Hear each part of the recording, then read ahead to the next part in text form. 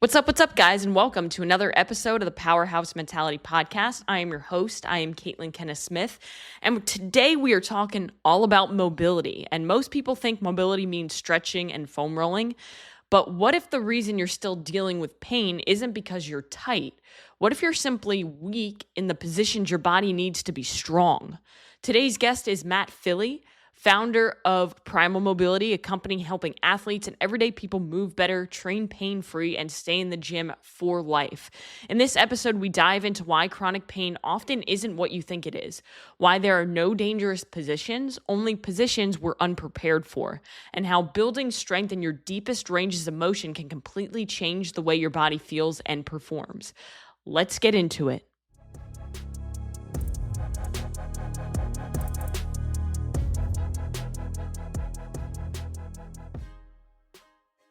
Matt, welcome to the podcast. What up, what up? So, I explained it a little bit in the intro, but you run a business, a brand, company, whatever you want to call it, called Primal Mobility. I do, yes. Tell the people what Primal Mobility is, because I know what it is, I love it, but what is it for somebody who has never heard of it before? Well, I guess kind of like the 10-second, just one sentence pitch is we're a strength-based mobility coaching company for barbell lovers. We ultimately help people that love training with a barbell get back to the barbell without pain and with ultimate confidence that they're not going to injure or re-injure themselves and just feeling their best. The big mission is basically to help as many people as we possibly can get in the gym and stay in the gym for the rest of their lives. Yeah. And I know for myself, because I used your program and I need to get back into it. I've been slacking quite a bit with the move, but I used your program a lot for my knee pain that I was having, and it helped it tremendously, as well as just back issues that I've always had throughout my entire life, which is why I felt called to have you on to talk about, one, your journey through building Primal Mobility, because I know that it wasn't just I have this idea, let me just start this app, and now all these people are joining. That's never how it actually works. But also to talk to people about the importance of mobility, doing it the correct way. Because I think when people hear mobility, they think, oh yeah, I stretch, or oh yeah, I do foam rolling. So can you tell me what the difference is between stretching and mobility? Well, that's definitely like a common perception that a lot of people have. When you hear the term mobility, a lot of people just think of range of motion in general. And tools like stretching and foam rolling, I call them tools, I mean methods like stretching and foam rolling could ultimately help support that. But when you think about mobility as a whole, you have to take into consideration your ability to withstand stress within those deeper ranges of motion. So it's not just gaining access to them, it's ultimately learning how to stabilize, control, and foster strength within them. And so that's exactly what we do. When you just approach deep range of motion through stretching and foam rolling, sure, it'll help you gain access to those deeper ranges of motion, but you're never training your nervous system, your tissues to withstand any type of loading within those deeper ranges, right? So they aren't necessarily, I don't often love to use this word because I feel like it's often misunderstood, but functional. They're generally just temporary. And so what we do with our methodology, with our entire approach, is systematically approach range of motion in a way that we're going to be able to generate force within those ranges of motion so that you can use them under the barbell. When you start loading up the bar, get the bar on your back for some heavy squats, you're not going to feel like the weights are just pushing you into those deeper ranges of motion and you're kind of relying on rebounding or just bouncing out of the hole in order to stand it up. You're going to learn how to actually engage your adductors, your glutes, your hips in order to stand those weights, stand the squat back up. And so that's kind of like the entirety of what we do is we get you into those deeper ranges of motion, expose your weaknesses within them, and turn them into strengths so that you feel confident and strong in those ranges of motion that you want to use in your training and in your everyday life. I love how you use the example of the squat and having a lot of people do. What they do is they bounce in and out of the position, right? They may be able to get into that position, but they don't necessarily have the strength and the power at the bottom of the position to actually not hurt themselves sometimes when they get to the bottom. So for me, for example, I have hypermobility. So easy to get into those positions for me, but I've hurt myself at the bottom of squats because I lack the strength in those positions. So being able to do more mobility rather than just I foam roll when I have tight glutes or something, it's made a huge impact on myself. Yeah, I talk a lot about the nervous system as well. So when you like somebody who's struggling with hypermobility, if you're experiencing tightness, you're probably not actually like your muscles aren't inherently short, right? They're just reactive in some way for whatever reason.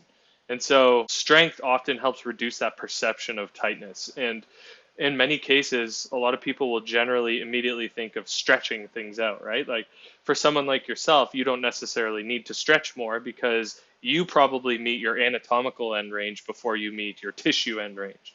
Which what that means is essentially like you're finding a position where your bones are meeting bones before your tissues are stopping you from reaching deeper ranges of motion, like a really tight muscle essentially, right?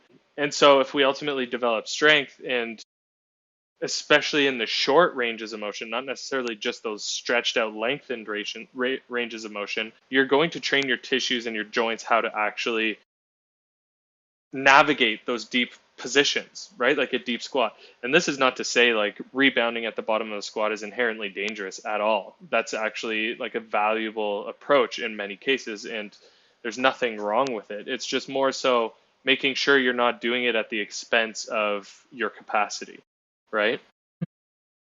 What And I so find too is that a that's what lot we of do. people, I'm sorry, go ahead. No, I was just saying that's the approach we take. That's what we do. I find that a lot of people, when they think or they have the perception that, oh, my hips are probably tight, let me stretch. And usually it's my hips are weak. Do you agree with that? In many cases for sure. And that's, I mean, we're biased, of course. Like I'm my approach is strength based. So I definitely lean more towards strength in many different ways. But what it is essentially, and I've talked about this quite a bit, is like the stretch reflex will essentially be there to help protect you. Your nervous system is there to protect you, right? And the stretch reflex is one of the best ways to describe this. So there are little stretch receptors inside of our muscles. And as we start to reach deeper lengths of our tissues, whether that's through training, like using those deeper ranges of motion in under load, like through squats or overhead pressing, whatever, you're finding deeper ranges of motion of your muscles, or during stretching, or anything that's ultimately going to have you reaching end ranges of your muscles, like if you slip on ice or something, right? And your adductors or your hamstrings are finding a deep stretch really quickly, those stretch receptors are going to send quick information to the spinal cord, and your spinal cord, your nervous system is going to process that information like, oh shit, we're reaching a deep range of motion here. It's going to then send information back to the muscle to contract. Stop, let's not go any further here. And so that's essentially a response of like a lack of trust from your nervous system. Like, we don't think we can handle these ranges of motion without injury or pain. So we're going to stop you here before it gets to a point where things get worse. And so when we develop strength and increase the capacity within those deeper ranges of motion, we're ultimately telling our nervous system that we don't need to trigger that response as quickly or as early in the stretching process, which ultimately helps us use deeper ranges of motion in our training and everyday life. That's valuable because then it doesn't create all sorts of compensations that cause us discomfort or unwanted symptoms that could potentially turn into something chronic long term, right? So strength is definitely a massive component to reducing that feeling of tightness. Get stronger in your tissues and deeper and shorter ranges of motion. And I think the hip flexors are a great example of this. A lot of people feel tight in the hip flexors because they sit all day, right? It's just a common thing for us to do. Even if we're hitting 10,000 plus steps, a lot of us are still sitting for many hours throughout the day. And a lot of people will generally just approach it by stretching it out, right? Like getting your knee behind your hip, basically like the classic couch stretch type situation. But that's not necessarily the only thing that your hip flexors need, right? Like when you go into a deep squat, your hips are in deep hip flexion and your hip flexors are short. We need to be strong there too. It's not just in that lengthened state. If we're strong there and we're strong in the lengthened state, both positions, our hip flexors, there's much more capacity. They can handle a lot more stress. And so now when we get into our deep squat, they're not going to be pulling on your pelvis in such weird, funky ways that cause the low back to feel uncomfortable, right? Like it can cause all sorts of wonky symptoms, but that's just a good example I find of that. Yeah, and I like that we're on this because I feel like so many people struggle with low back pain or some sort of Right. something caused by weak hips or, their perception of tight hips because they're sitting throughout the day, we're not moving as much as we should be. And I just find that so many people lack glute strength and core strength as well. That kind of like leads to all of that. When it comes to if somebody does have low back pain, like if somebody was just to come to you and say, "Hey, I just have low back pain, it's just like this dull ache that I deal with throughout the day." They're a basic sedentary person. What is the first thing that you kind of look at in that person's routine? Well, one of the first things I look at is honestly the amount of movement that the person's getting in general. And this doesn't even necessarily relate so much to mobility training. It's really just how much are your hips moving and your spine moving throughout the day. So step count actually is a valuable metric to keep an eye on for something like that, because it's generally it's a sign of how much hip and spine movement is actually happening. And that right there can have a huge impact on the quality of movement from the low back itself and the symptoms that somebody's feeling. So, some of the research I've done and some of the conversations I've had with some very reputable physical therapists in the space, a lot of them will actually prescribe a walking protocol for people who are struggling with low back pain, especially because a lot of people who struggle with chronic low back pain will ultimately start avoiding movements because it's scary, right? Like that type of pain is debilitating in many ways. But really, we want as much movement in a lot of these cases. We want as much movement as we can possibly get without triggering the discomfort. And in many cases, walking is one of those things where you can take a 5-minute walk and then sit and rest if you need to. Take another 5-minute walk, sit and rest. And it's really just compounding movement through those areas. So that's one of the big things I look at, and it's actually in our intake form. When somebody joins, we ask, how many steps do you get in a day? And if the first thing I see is like 3,000 on average, and then the next thing I see is back pain, it's like, okay, well, how do we have this conversation now? How are we going to get you from 3 to 5 or 3 to 7, all like leading you up to that gold standard of 10K steps, right? So that's kind of like the first thing I look at. But then if we're diving into something, because we really support higher level athletes for the most part, what I will generally look at is, when is the symptom present? So are you experiencing this during hinging patterns, or is it really more during squat patterns, or is it like during hyperextension? Like, when are you feeling this type of symptom? And then and this is kind of like the process I take for everything. Then we ultimately take whatever pattern that it's present during and then distill that down to its independent biomechanics and look at that. Okay, where are you? So if it's the squat, where are you restricted in your ankle dorsiflexion, your knee flexion, your hip internal rotation, your pelvic positioning? Those are all things that can influence the symptoms that you're feeling in the low back during your squat. And so like that's the type of stuff we'll look at. And then we ultimately apply strength-based mobility exercises to these things, build them up week over week through classic, timeless, progressive overload principles, and then build cycles around that. And again, that's kind of like how we approach any pain or discomfort or any limitation that we see, is like, okay, what are the biomechanics that are present within that pattern? Where are you limited there? And let's hammer those home. Because really, if you think about a movement pattern or a position, so like the front rack, deep squat, overhead, kipping arch, all these various different things that you see frequently in the gym, especially in CrossFit, it's a collection of biomechanics. It's a collection of joint positions. And if there's limitations across the chain in some way, somewhere else is going to have to pick up that slack. And that's often where we start to see that symptoms start to build up, right? So again, when it comes to the squat, a lot of it is like ankle dorsiflexion or hip internal rotation or hip rotation in some way causes that low back discomfort in the squat because it's yanking on the pelvis in some kind of funky, weird way, right? Or causing the glutes not to do their job effectively and help you squat. Your glutes are incredibly strong muscles, or they should be really supporting that squat pattern. And if they're not doing much because of funky patterns and limitations in certain areas, then you're going to feel stress in areas you don't want to feel stress in when those tissues should be taking more of it, right? hmm I think that's so interesting. Like people don't realize how much one thing impacts everything else up and down the kinetic chain. So if I have a client who has knee pain, unless they did something to their knee specifically, I'm usually looking at what's going on with your hips or what's going on with your ankles. And a lot of the time I find that it's an ankle foot type of situation because so many people lack ankle mobility. Like my husband has the worst ankle mobility possible.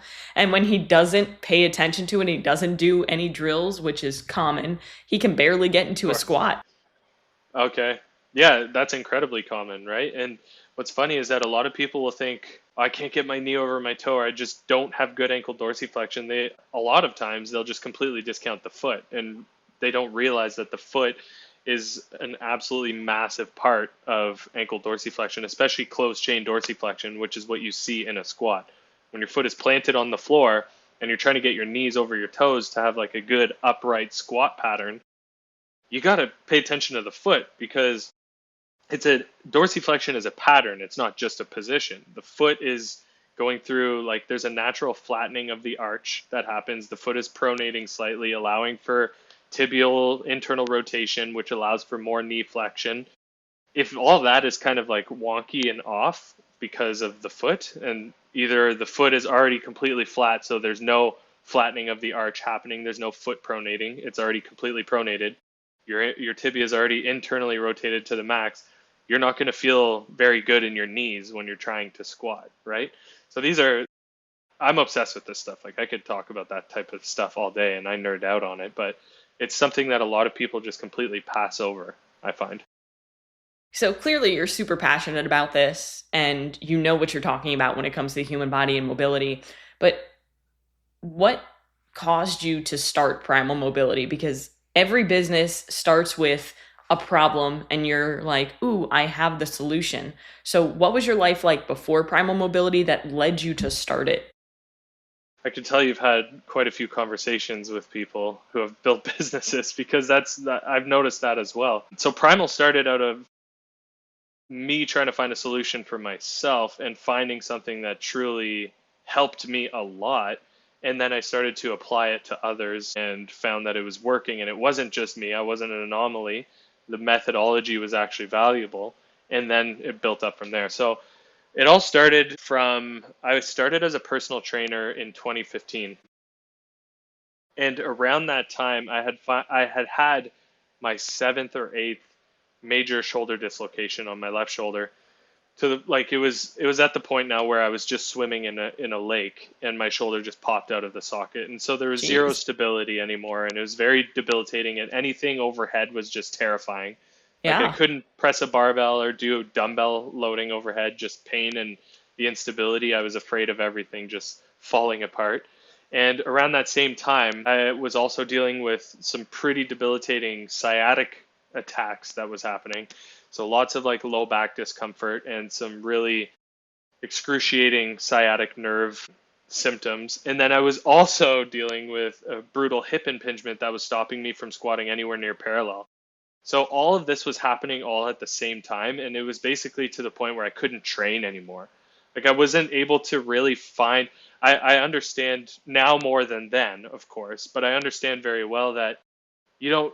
When you're dealing with an injury or some kind of pain, you don't necessarily need to stop training. You need to ultimately find ways around it, and that's going to help you continue to stay healthy and strong, and potentially even bounce back from the injury or pain even faster. But back then, during like dealing with all this, there really wasn't much that I was able to find that I could do safely, confidently, and without the symptoms flaring up. So it got to the point where I just started, like, that was my rabbit hole. That was just kind of the direction I was taking my training. I was like, fuck, I don't know if I can curse. Sorry You about that. absolutely can curse on my fucking podcast. Okay. Oh, perfect. Thank you. So I was at the point where it was like, I'm completely fucking lost in this process and I'm just fucking going down that rabbit hole. That's the direction I'm going. I'm taking everything away except for finding an approach that's going to be helpful. So I did all the stretching, all the foam rolling. Kelly Start was huge at that point, and it was mobility WOD. So I was just doing that stuff, lots of muscle smashing. And I mean, there was some things that were helping, some things that weren't helping, and nothing that was truly sticking for like an actual long term. And then nothing that I truly felt was carrying over really well to any of the movement patterns that I wanted to start reintroducing. So like the main movement patterns like overhead push, squatting, lunging, whatever, anything that I was trying to get back into my schedule, my routine. And so that was when I started realizing, or then I took a course, a FRC course, which opened my mind to, it was a functional range conditioning, which opened my mind to actual end range strength and control. And that blew my mind. And from there, it was like, okay, I'm going to find every single course that I can take around range of motion, and started diving into all of that and doing tons of my own research. And then basically just taking bits and pieces from everything that I was learning and everything that felt like it was working for me, and kind of just throwing it in a big old like soup mix and trying to make this recipe that I felt was more effective and more valuable than what I was seeing already, and started applying it to myself. So I was my own guinea pig at the time. But again, I was a personal trainer, so I had other guinea pigs that I could play around with as well, because I was dealing with a lot of people at the time, Gen Pop, that were dealing with discomforts, pain, lots of tightness. And I was like, great, I'm going through this whole process. I can apply some of this to you along with all the other stuff that we're going to be training. And I found that it was starting to work really well. And so I'm going to go down a bit of a real journey here with you. But after about 2 years at the personal training studio, I had quit there. New management came in and we're just butting heads like crazy, and it just wasn't a good time. And so I quit there and opened a gym in my basement, which was like a dungeon gym. Tried to make it as pretty as possible, but it was definitely a dungeon gym, and tried to basically move all my clients from the gym that I was personal training over to the studio with me. And from there, I started taking more courses where I was then FST, so fascial stretch therapy. Started taking more courses around that, which was really interesting because it was basically manual therapy, but stretching. I would get people, athletes on my table, and bring their joints through different ranges of motion to elicit deeper stretches and help reduce symptoms for them. And that was absolutely fascinating to me. And so I really climbed the ranks in that certification model, basically, and found that I was the only one in my city that had the level of like the credentials that I had within that field. And so I was like, there's a cool opportunity there. I'm obsessed with this work. This is like really fascinating stuff to me. I like it more than the personal training stuff I'm doing.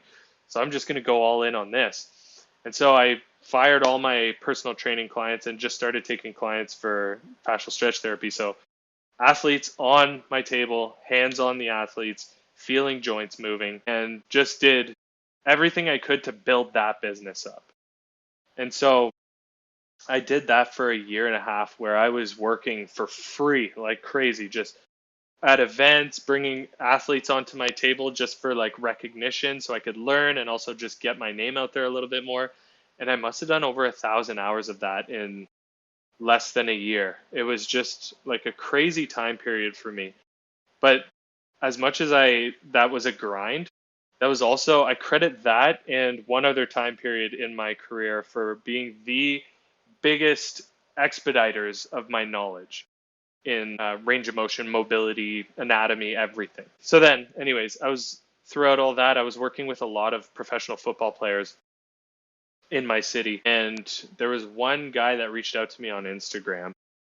This was early Instagram, like before Instagram was kind of really even a thing. He reached out to me on Instagram and asked me if I would program mobility for him. He was in a different city. He wasn't playing for our local team. And I got on a call with him. I was like, I don't have any infrastructure in place. And honestly, I've never coached anyone online. I don't know what I'm doing, but I'm down. This sounds cool. I want to try it. And he's like, all right, let's do it. And so we got off the phone and I started thinking about like how I could set all this up. Dude completely ghosted me. Never answered me again. Never hired me. Typical. But it totally opened like a doorway though, like it really opened my mind to shit, I can do this online. That's really cool. Yeah, it gave you it like kind of opened your eyes to the possibilities. Kind of like when somebody runs a 4-minute mile and nobody thought it was possible. Then all of a sudden it's like, oh, he did it, so then I can do it.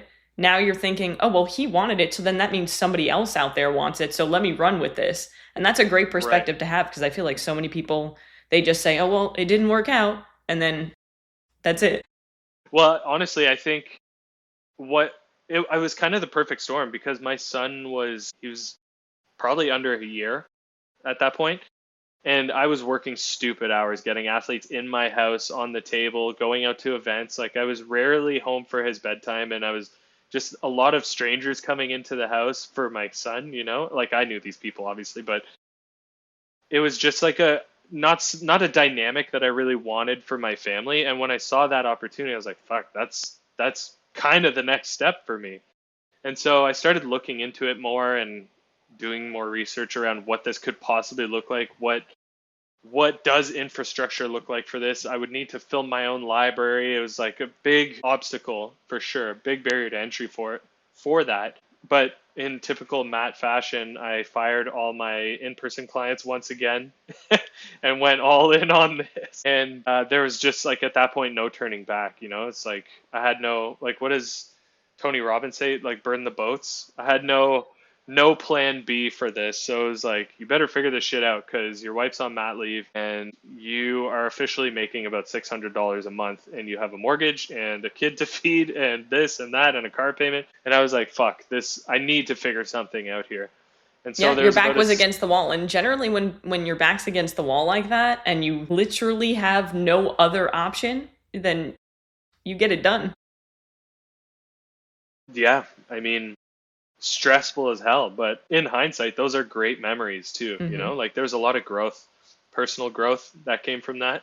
I think I learned more about myself through business and parenting than anything else could have ever taught me. But yeah, that was like a huge catalyst for I mean, obviously that was a catalyst for where we're at today because now Primal is essentially, it's 100% online.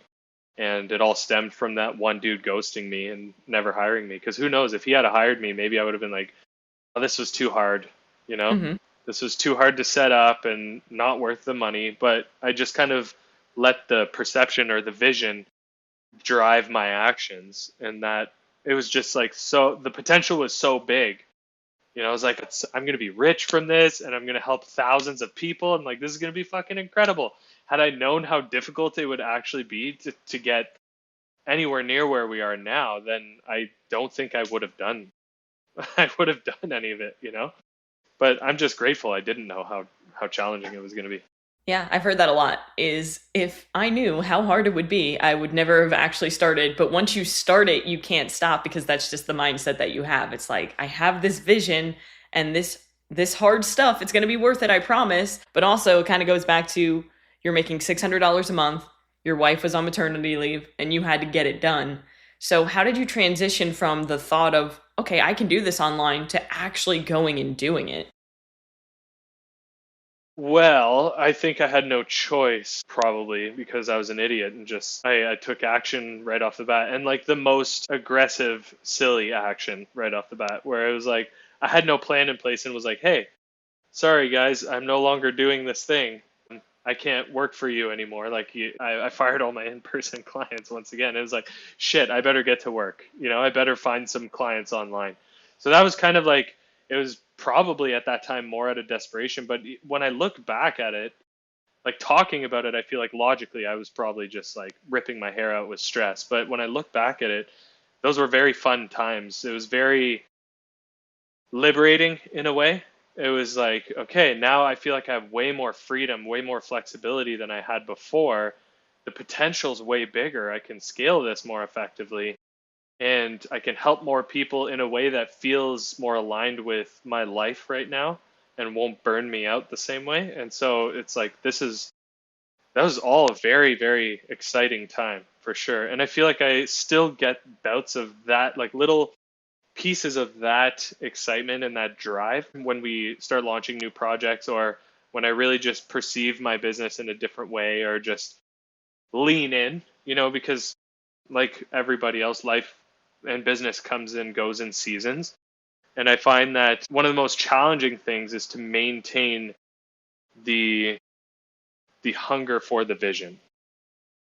I find that to be one of the most difficult things, especially with 100% online business where you're not directly interacting with people the same way you would be as if you had, like, you're running a gym and your members were coming in. You see their faces, you see them going through the training, you see them smiling and working hard, and you have those direct interactions. For us, it's like we don't see that face to face thing. It's like a message comes in, like, you helped my low back pain so much. And while that still really fires me up and means a lot to me that I've been able to do that, there's still that disconnect. You know what I mean? Like, Mm-hmm. we're still separated by a screen. And Yeah. so I still find that it's quite difficult to hold on to that hunger to really drive the needle forward towards the vision, because I'm I have big visions for what we want to accomplish, and that seems to be the biggest challenge for me, is to stay in touch with that. And I find that when I let go of it, or not intentionally, but something in life happens and I don't realize it, but that it almost slips through the cracks a little bit. Mm-hmm. I find that I start to feel more anxious and less connected to the business as a whole, and like something like it's all going to fall apart, when I know that that's not truly the case. And so I think that's just the biggest challenge I find at this point. Yeah, I know that a lot of people do struggle with that. I struggle with that myself, like, because same thing goes, like, when it comes to content creation, podcasting, coaching, it's something that I'm not seeing people on a daily basis, and then I'll go to, Right. like, an event or like the Arnold or the Olympia, and people will come up to me and say, "Oh, I love your videos, all this and that," or you see a client in person and they are so grateful for what you've done, but you don't get that every day. So it's important to kind of, what I find that helps me is be grateful for the opportunities that I have to do what I do and to have the impact that I make on people, and to remind myself how far I've come from day one and have that same day one mentality. That's something Andy Frisella talks about, is the day one mentality. It's kind of how they run First Form, is that Hmm. even though they've been doing this for so long, they come in every single day with the same hunger and perspective that this is day one, and we have to be aggressive and urgent and passionate with what we're building. So that might be something that you can take into your own day and maybe help you a little bit. Yeah, 100%. That's great. I think gratitude is a huge one for sure. And also, what I've found to be extremely effective for myself, I like the day one mentality thing, by the way. I definitely will take that. But I think one of the things that I've found to be the most valuable for me is to work hard at staying connected with the community and the market that we are ultimately trying to support. Because again, it can be so, like, running an online business, it can be so easy to just kind of hide behind the business in a way, when if you're having those conversations as much as possible, that is active work. That's Mm-hmm. Oh, not yeah. something that's 100% easy to do, especially, like, that makes you feel like you're on a little bit more, so it's a little more taxing, but it is active work. And I find that to be one of the biggest levers to pull for me to get me back in the game and, like, hungry again. It's like, oh shit, okay, I see that people are recognizing that this work that we're doing is directly affecting how they feel in their life, and that carries into way more than just physical stuff. Like, if somebody's dealing with pain, that's a huge mental barrier in many ways, Oh, yeah. I right? would Like, say there's for some me, whenever people. I'm in pain or whenever I'm like hurt, it's more mental than physical most of the time. Yeah, especially when it gets in the way of your training, right? Like, that's something that can absolutely. Anyways, when we're supporting people in that way, we know that they are their best selves. They are happier, they're better spouses, they're better parents. They love life again and they're back out doing the shit that they love to do. The world is slightly better place because of it. Then fuck yeah. Then after that, I'm like, oh, I could do this all day. It doesn't Mm-hmm. matter, Like, I don't need sleep. Yeah. And that's one thing I like about Primal Mobility too, is that it is like, you interact with the community. Like, it's not just Primal Mobility, it's Matt running Primal Mobility, and we're all together trying to get better and trying to be pain free and change the world in some sense. Because, like you said, pain free world is a better world. You show up better for 100%. your life, and then that kind of like is like a ripple effect that goes throughout other people's lives. Yeah, I wholeheartedly believe that if everyone was training on a weekly basis, the world would be a significantly better place. People would be far less agitated for very little things. They'd have more control over their emotions. And I mean, they're still obviously assholes everywhere, but Of course. the world would be a significantly better place. I agree. I I think. mean, I know that I'm not a nice person when I'm in pain. And that's kind of like a big part of the mission too, right? Like we want to get people in the gym and stay in the gym for the rest of their lives, because the gym is a place where people can be their best selves, and it's a catalyst for that. So we want to support that. Absolutely.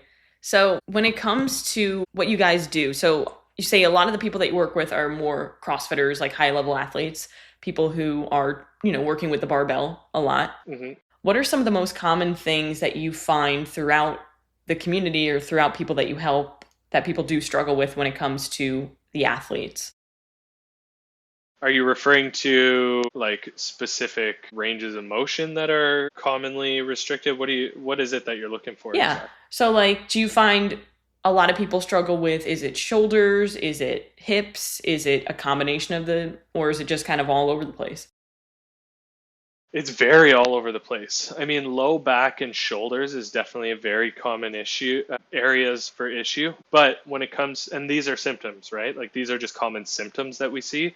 But when it comes to range of motion issues, we're seeing very often the ankle dorsiflexion, hip internal rotation, hip extension, hip rotation in general, and thoracic range of motion as well, both extension and rotation. And these areas being restricted create a slew of just symptoms across the full body, right? So our Primal WOD it aims to improve the deep squat, front rack, and overhead position. Is designed to also improve knee, hip, low back, and shoulder pain as well. And the thing is like when we see shoulder pain, a lot of people will immediately assume I need to stretch my shoulders more. More stretching of the shoulders, more shoulder exercises, and that's going to support the issue. But when we're looking at something like CrossFit and you see snatches and you see overhead squats and kipping off a rig and all of these various different things, there's way more to it than just the shoulders doing the work, right? So for example, like in a snatch or an overhead squat, ankle dorsiflexion can play a huge role in how the shoulders are being taxed throughout that movement pattern. If you don't have good knee over toe mechanics, like you can't get your knee over your toe, then naturally your hips are going to be slightly more elevated in your squat because you're not getting as much knee flexion. So your knees are staying a little straighter, meaning your hips are a little higher, meaning your torso is a little more forward, meaning your shoulders have to be way further back to get your barbell in your center of gravity to make sure you're not dropping it forward or backwards. And that places your shoulders in a really compromised position to try to get the bar. You're like way up here. And that ultimately stemmed down from the ankles in this example, right? So just because somebody's dealing with a particular symptom doesn't mean that that direct area needs to be targeted aggressively in order to reduce that symptom. Sometimes we need to go way at the foundation of the chain in order to make the difference that we're looking to make. So that's something that I call like anatomical sequencing in mobility programming, making sure that we truly understand what creates the patterns in terms of like biomechanics and what creates the positions and what creates the symptoms, like the line of stress basically to a certain joint or muscle tissue, and break it down from there. So if like you're kipping on a rig and your shoulders are just mangled, your shoulders are taking a ton of stress, but that could be that your scapula is not moving well and your thoracic spine is just jammed, right? So yes, your shoulder is going to have to do so much more because the areas that help support the shoulders move are not doing their job to help reduce the amount of load being placed on them. So the shoulders are being forced into crazy ranges of motion and being forced to put a ton of stress in that area. So no amount of shoulder stretching or shoulder mobility exercises are going to ultimately cure, air quotes, cure an ankle dorsiflexion or a thoracic spine mobility issue, right? So we got to look down at the foundation. Where is the symptom stemming from and what pattern is present, or what pattern is the symptom stemming from and what symptoms are present during that pattern, and break it all down from there. Super interesting. It's kind of like the same thing with, if somebody's squatting and they have knee pain when they're squatting. And a lot of the times, again, back to the ankles, it's because the ankles aren't moving the way that they should. So the knee's like, I got you, but it shouldn't got you. It shouldn't be taking on that amount of load and stress, right? So Exactly. if somebody is very interested now as they're listening to this, okay, I kind of want to do this primal mobility thing. Can you explain how it's structured? Yeah, so this is actually an interesting conversation itself. We launched the End Range program, and that's pretty well all we do at this point. Like my team still does one-on-one coaching, but we don't really advertise it anymore. Pretty much we just do our low ticket subscription, which is our End Range program. And when we launched that 2 years ago, a year and a half to 2 years ago now, our whole perspective was we want to create the greatest mobility training experience on the planet. And to me, being new to like memberships, program memberships, was my thought process was let's give everything, all the different programs, all the tools, all the resources, all the sources to solve the problems. But if that creates overwhelm when somebody comes in, like, oh shit, I don't know what direction I should fucking go in now, then we're not creating the greatest mobility training experience. We're caught, there's a discrepancy there, right? There's a gap there. And so what we're in the process of doing at this point is learning how we can refine it effectively so that when somebody comes in, they know exactly what track to follow, exactly the problems to solve for themselves. But when they come in at this point, when you purchase your 7-day free trial, it's a weird way to word that. When you sign up for a 7-day free trial before your membership rolls through, you will go through a intake form, which is going to answer 10 questions. And that's going to give us a ton more information about what it is that you're dealing with and what you're trying to solve. And then upon that, you're going to get kind of pushed into the app where you're then going to see your Primal WOD on your dashboard. And again, I briefly explained that, but it's designed to improve the deep squat, front rack, overhead position on the performance side of things. And that's barbell related, but also gymnastics related stuff as well.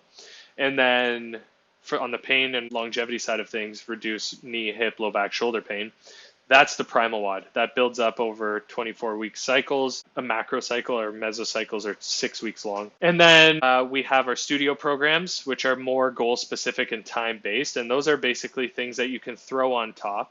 So you'll have like our overhead foundations or a knee pain or a back pain or a deep squat focused set protocols that you can throw in. And then we also have like very hyper-specific supersets that you can toss on top of any mobility session that you do. We call those mobility toppers. And those are great for whatever you're struggling with, any pain, any performance, or any joint-specific thing. And that's exactly how we've categorized them. You'll have a specific superset that you could throw in for like an extra 2 to 5 minutes of work on your mobility session. And it's going to move the needle forward and push you towards the ultimate goal that you're trying to achieve. And then on top of that, it's a coaching program. So you have access to our community and you have access to me directly as well through personal messaging. Amazing. So I feel like you guys have grown a lot over the last 2 years. Am I correct? For sure. Yeah, I guess 2 years is, again, when we launched the End Range program. So I would say the real growth in the sense of like public acknowledgement and awareness. Like we've been out here for 10 years, so we've been doing well, but we switched our model 2 years ago to the subscription membership model. And that's when we really started putting effort at just being in front of more people because it's far more accessible now. Right? It's like $37 a month. You can get access to all this and coaching with myself. And we know that that's far more financially accessible. So it's like, let's just get this in front of everyone and we'll give you a free trial so you can try it before you commit. So that's probably what you've seen especially over the last year. Yeah.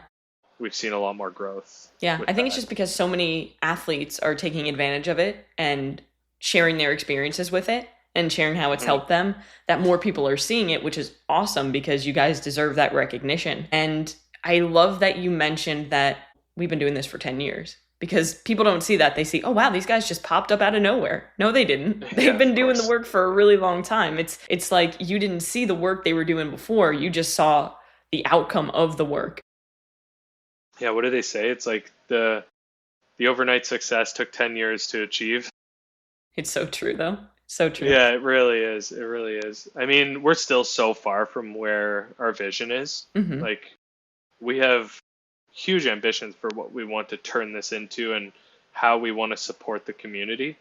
And so it still feels like we're light years away. And this overnight success, I have heard other people talking about Primal in that way.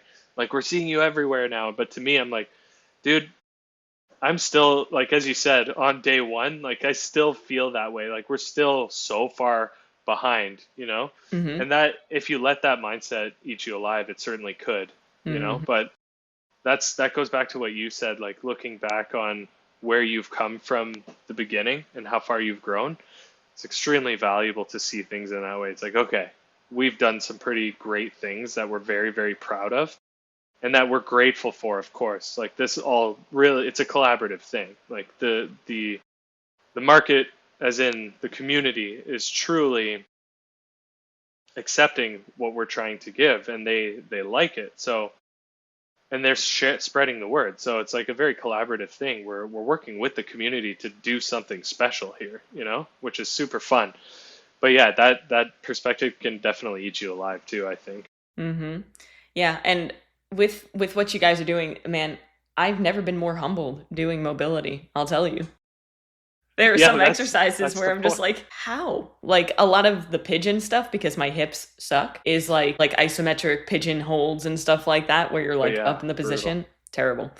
brutal, What are absolutely some brutal. of your favorite mobility exercises that you personally do that you've found made the biggest impact on the things that you struggled with? The well, the pigeon stuff has been huge. Like the active pigeon stuff. When I discovered kind of the principles around what we apply to everything and realized that we need more active work, more strength, more control, and realized that we could turn basically anything into more active variations of it. And I realized that the pigeon stretch was always something that my body seemed to enjoy. Like, I always felt kind of tight in my glutes and my external hip rotation, and started doing active stuff with that. I was like, holy shit, this is nuts. And then getting under a barbell after that, it was like, I've never felt my hips work this well Mm-hmm. while squatting. And so that stuff has always done really well. Again, huge history of shoulder dislocation injuries. So a lot of scapular stability stuff has been huge for me. So like the overhead liftoffs, people will see that as more as like a shoulder exercise, but really what's happening, we're strengthening the lower trap for that one. So it's huge for scapular stability. And then I've really just selfishly loved all the frog stuff too. It Oh just yeah. feels great and primes the hips really well too, which I think is also huge for me for the hip impingement stuff I used to deal with and the sciatic discomfort that I used to deal with as well. Really helps me make sure I'm like that proprioception for the pelvis, you know, Mm-hmm. huge for those things. Yeah. So what is your training looking like nowadays since you're a business owner, father?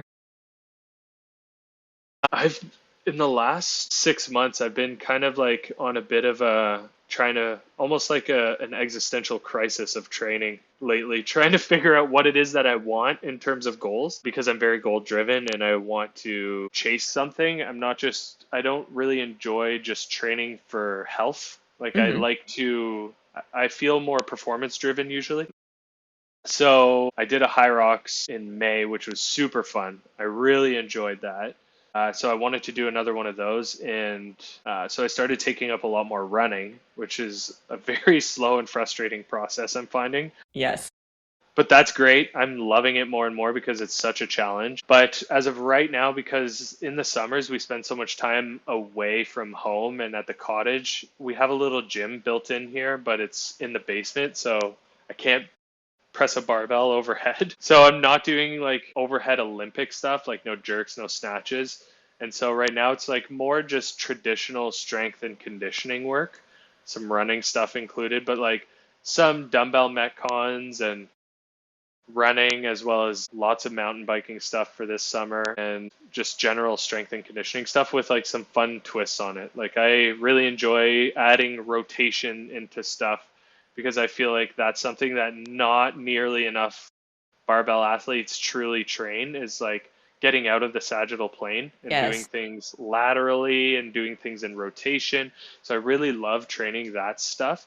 So like taking any exercise and making it a bit more like quote unquote functional, right? A little different. So like a single leg RDL, for example, just adding rotation into that. To me, my body really responds very well to that. It feels good and my everything just feels like I'm less restricted as a result of it. I like to train that stuff. But then I also get funky and like love loading up heavy Zercher Jefferson curls But and yeah, Jesus, you do those crazy like shit. every time you post yourself doing a Zercher curl or a Jefferson curl in the Zercher position, I'm just like, oh my goodness, this is crazy. If somebody saw this who didn't understand Yeah, right. like strength Be training or anything, terrified. be like, what is this guy doing? He's gonna hurt Yeah. himself. Yeah, exactly. Like he needs some advice on how to deadlift. So let's talk about that because I feel like that's actually a very what's the word I'm looking for? A very I don't know, hypocritical. No, wrong word. Controversial, thank you. Brain does not work. It's a very controversial movement. So tell me the benefits of a Jefferson curl and why somebody should do them. Well, keep in mind that I am coming from like a history of sciatic pain. So there was definitely a lot of fear personally in movements like this in the past. And there's also a lot of fear mongering around it as Mm-hmm. well. But as I really went down this kind of rabbit hole of the career that I'm currently on, I think that I started to learn a lot more about the fact that the joints are not what should be taking on the level of stress from loading. It should be the tissues. And so when I see that and understand that humans also adapt to stress, and that to me, that immediately kind of opened my eyes to like, there are no dangerous positions, just lack of preparedness.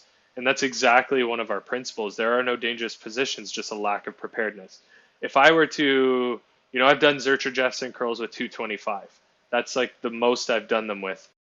But if I were to do that on day one, I would have fucking blown my spine straight through my back. You would Mm-hmm. have seen my spine outside of my body. That would have happened. But that's just not how the body works. It needs to be appropriately progressed. And if you do so appropriately, your body can withstand crazy things. Like I've seen, and this is like a weird analogy or an example of what I'm referring to, but I've seen videos of like these Asian martial artists that are like kicking down trees with their shins because over decades they've just been hardening their shin bones. But if you went and tried to kick a tree down with your shin right now, your tibia would fold in half around the tree. It's kind of the same concept. You need Mm-hmm. to build your body up.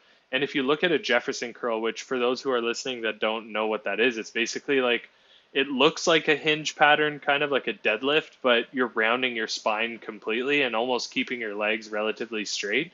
So it's like all that loading is going through your entire posterior chain, like a lot into the back as well. And when I realized or started introducing myself to that movement a little bit more and realized that bracing was an incredibly important component of this, I realized that I could build this up just like any other exercise. So my belief is that we shouldn't fear these certain positions. Like another one is the knee over toe.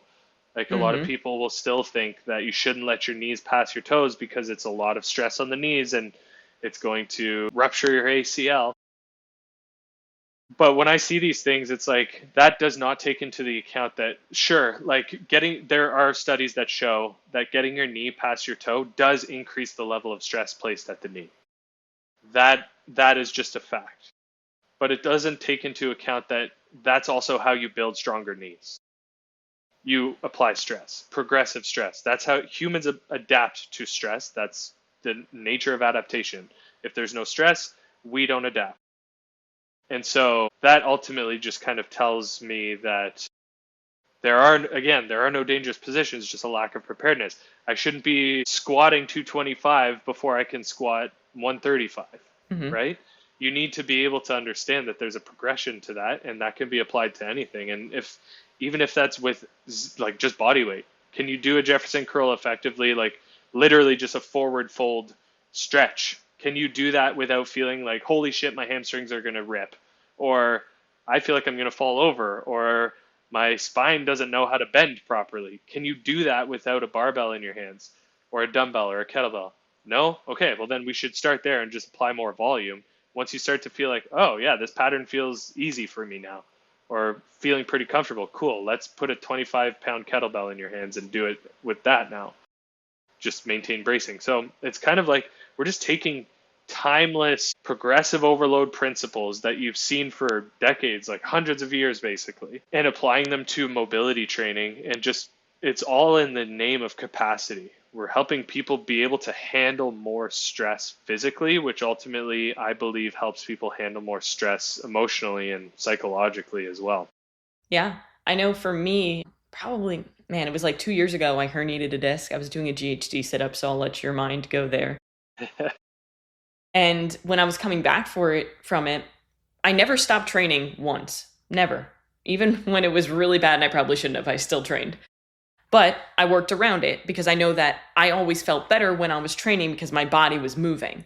And some of the things that my coach started to introduce as I was starting to recover from this were Jefferson curls, back extensions, things that I was absolutely terrified to do because I thought, oh my goodness, I shouldn't round my back. Oh my goodness, this and this, herniated disc. But what I found for me is the more that I did that, the better that I got at those movements, the faster my back pain went away and the better I healed. That seems to be the case, especially when, I mean, not in every case, of course, but that, especially when, we've dealt with people, and I just had a conversation on another podcast with one of our members, Colleen Glinton. She was dealing with chronic low back pain for over a decade. When you experience something for that period of time, it's literally a part of your identity. Mm-hmm. Like you see yourself as someone who will likely have to live the rest of their life with back pain. She had been, obviously after a decade, she had tried countless different things. She seems to have tried everything. And when she joined the program, we had a lot of discussions, her and I, about fear around movement. And now that perception can literally just create your symptoms. Mm-hmm. Being afraid of the movement itself can make you in pain. And the thing is like, that's hard for somebody to accept. It's like, what are you telling me? Like my physical symptoms aren't physical at all, And in some cases, that's actually the case. It's like you've dealt with the pain for 10 years now. The mechanism of injury is pretty likely healed at this point. It's ingrained in who you are, that you are somebody who feels pain when you hinge, when you pick up a barbell off the floor, when you squat too much volume, when there's too much fatigue. Like you're somebody who deals with this pain. And so that was one of the big things we started working on, is like, just introduce a movement that normally causes pain. So for her, deadlifts were like out of the question. No deadlifting. I was like, okay, great. We need to find a way.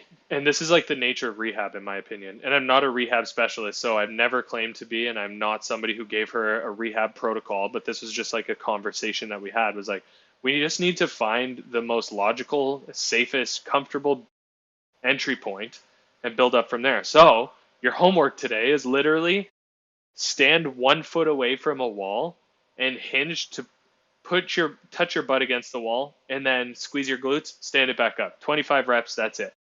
And she did that, and I was like, did you have pain? She's like, no, I didn't feel any pain with that. I'm like, cool. So you can deadlift without pain. You just deadlifted. That's a deadlift, basically. Sure, it was unloaded. It's just a hinge pattern. But that's the same thing. And she's like, oh, okay, that's interesting. Like, I didn't really think of it that way. So like, cool, let's do like 1.5 feet away from the wall. Same thing, with deeper stretch through the hamstrings, more range of motion through the hinge pattern. Yeah, no pain. Cool. There you go. Now let's start like actually just doing it, like PVC pipe style. Move to a kettlebell. And then just the other day, she literally sent a video to me that she was deadlifting 175 pounds with no fear, no pain afterwards. And that's a lot of what it is, I think, is like, pain could be so ingrained in who we are. And again, I'm not a doctor. I'm not a physical therapist. I'm just a like classic strength coach who loves range of motion and loves pain in terms of like the the nuances of it, and I just find it very fascinating. And that's one of the things that I've discovered over time is that if it's not an acute injury, we got to be careful with how we perceive these things. So a lot of what we do is we expose the weaknesses and we expose the things that are commonly painful for some people and ultimately find that entry point and help you build up from there. So another one of our principles, another one of the things that we say is spend more time in the positions you wish to improve. So if you're somebody who, for like Colleen's case, really was terrified of hinging, but she desperately wanted to be able to deadlift again without pain, all right, let's hinge more, But again, we got to find that entry point, because if you're creating your symptoms when you're hinging, you're not creating that safety or that trust in your nervous system to be able to get back to that loading confidently, right? So we got to do something it almost seems stupid, She's like hinging against the wall. She's like, dude, I feel like I'm way beyond this. And it's like, but you're not, Sometimes we really need to go way back to the foundation and build back up. Yeah, what I find with injury, because it's something that I dealt with myself when I herniated my disc, but also when I hurt my knee, is that there are two things that you have to recover from. One, the actual injury itself, which muscles heal, tissues heal, joints heal. But the second part that a lot of people don't think about is the perception of pain, because it becomes, like you said, kind of our identity is, oh, I have knee pain when I run, so I have knee pain when I run. And you can actually create those symptoms because of how you perceive what could happen or what's going to happen. There was a story that I've heard, and I heard this on a podcast. I can't remember. I don't know how true it is, but it sounds true, is that somebody was working on a construction site. He dropped a nail into his boot, right? And it went through the boot, and he was in agonizing pain. They bring him to the hospital. They x-ray with the boot on, and the nail is not in his toe. It went between his toes. But because he perceived that something horrible had happened, he was in pain when nothing had actually happened. And I think that's just, whether it's true or not, it's a great analogy for what people deal with when they're recovering from an injury. Because my brother, he herniated a disc as well around the same time that I did. And he was afraid to go through ranges of motion that I was going through. And what he deals with still to this day is, oh, my back just hurts. And he won't deadlift because he's afraid. And I'm saying to him, look, a lot of this, it's healed at this point. It's been 2 years. What's not healed is your mindset towards it. Right. Yeah, what's interesting too is like, that was a funny analogy, I think, or a funny story.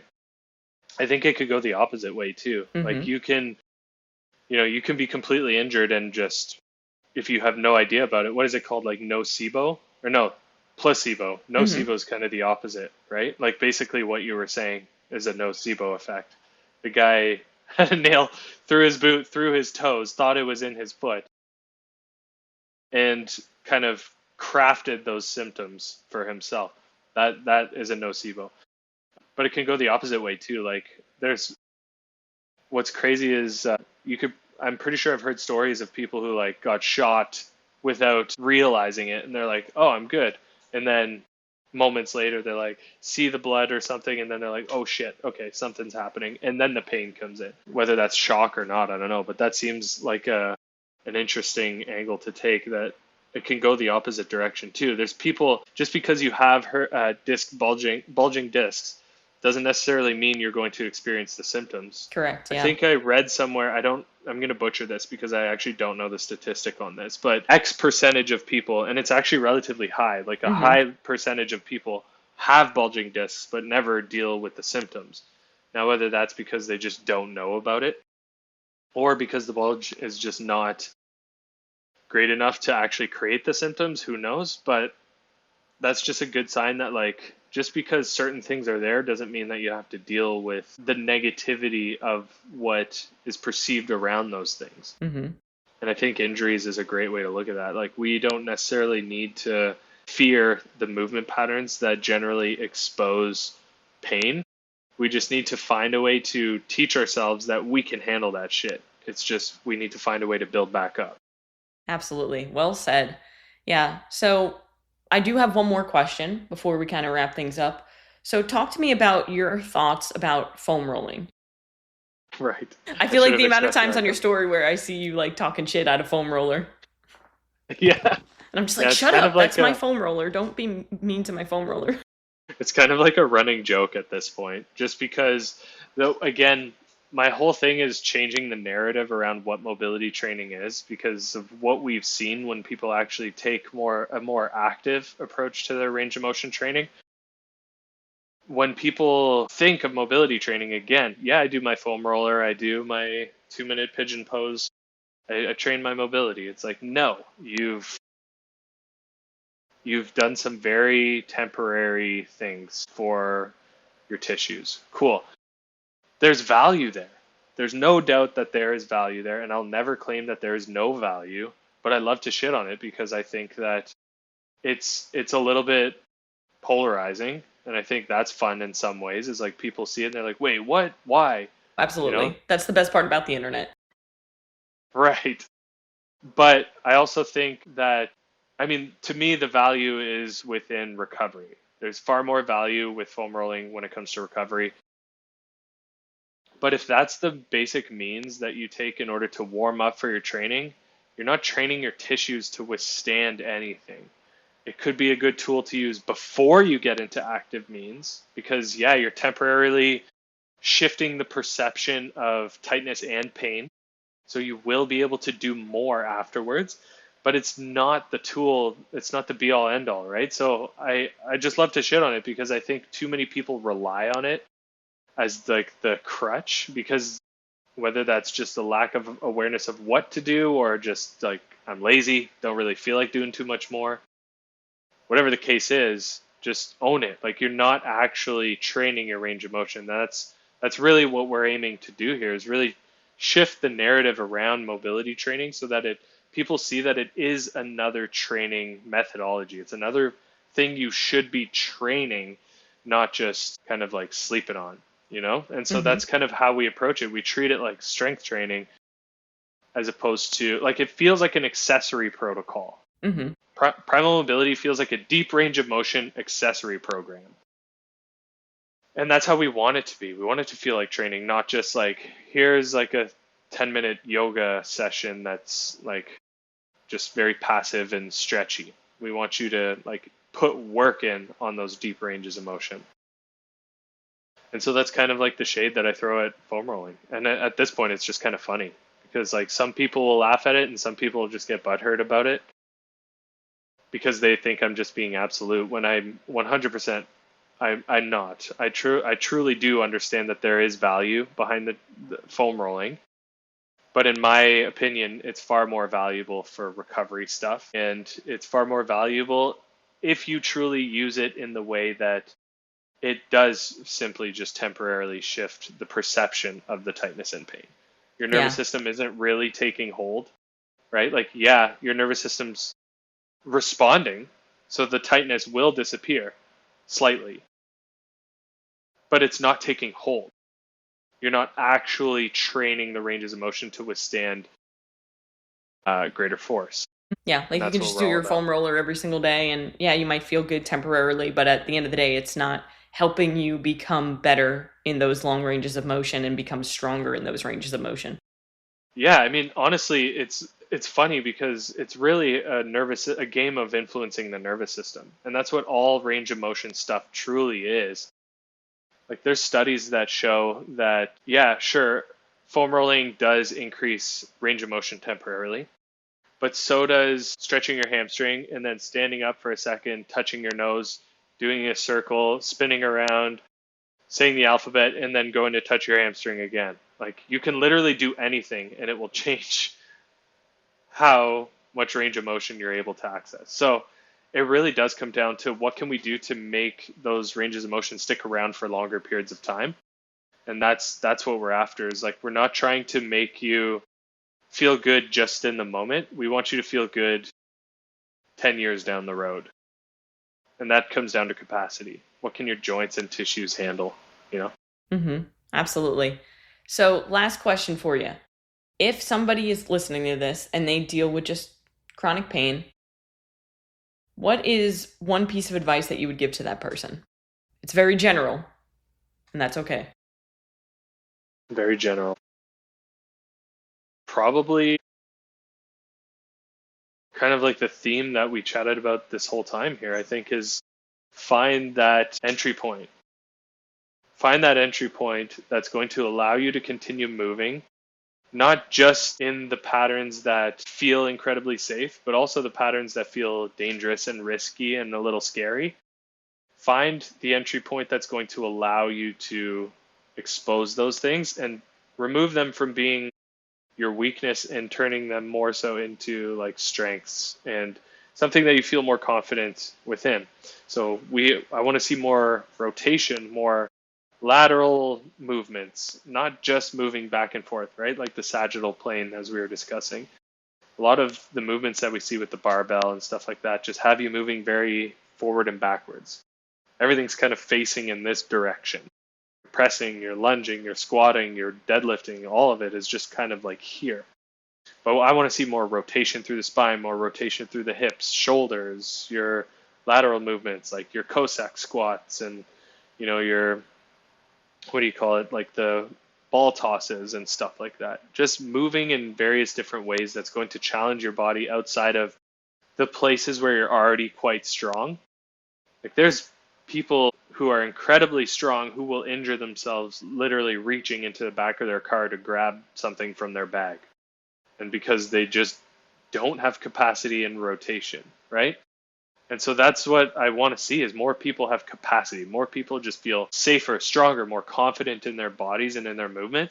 And I think that's where life becomes way more accessible.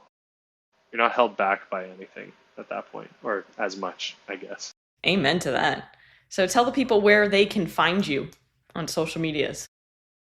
Instagram, that's like, I don't really pay much attention to other platforms.